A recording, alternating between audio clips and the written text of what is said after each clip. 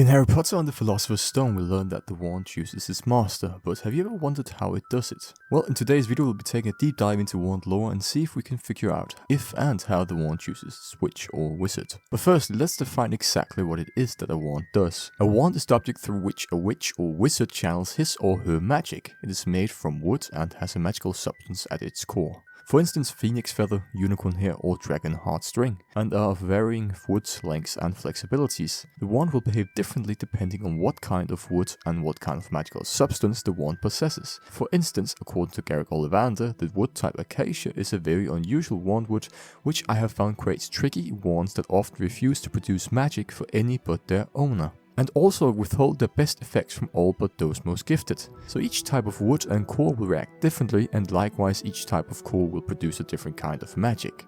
For instance, unicorn hair will generally produce the most consistent magic and was least subject to fluctuations and blockages. Wands with unicorn cores were generally the most difficult to turn into the dark arts. They were the most faithful of all wands and usually remained strongly attached to the first owner, irrespective of whether they were an accomplished witch or wizard. Minor disadvantages of unicorn hair were that they did not make the most powerful wands, although the wand wood may have compensated, and that they were prone to melancholy if seriously mishandled, meaning that the hair may have died and needed replacing. So putting all this together, a wand of unicorn hair and acacia wood would be expected to be very loyal to its witch or wizard, and would be very likely to shy away from dark witches and wizards. So it's obvious that the wands have personality and no two wands are alike. It is also obvious that the materials that make the wands are a big deciding factor when talking about which or wizard the wand will choose, since these materials seem to make up the personality of the wand. Now I want to go through a case, an example of a wand, explaining the different qualities of the substances that make the wand, and then I want you to think about what kind of wizard or witch would fit this wand. When I'm done explaining and you have decided, I will tell you who the wand belongs to, okay?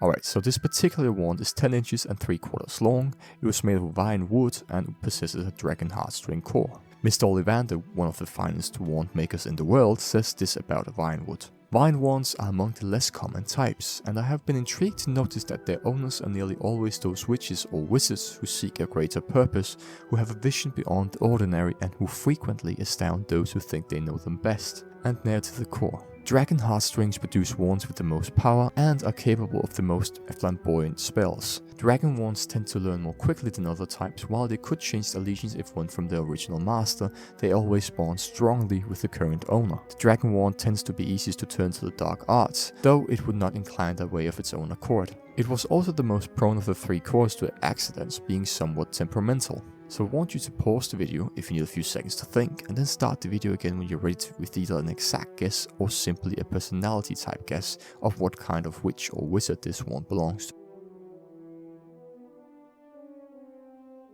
Alright, so this wand belongs to none other than Hermione Granger. Did you guess it right? Well, let me know in the comments, and if you enjoyed the video, please do like it and subscribe to the channel for more videos like this as well as shorts. Bye guys.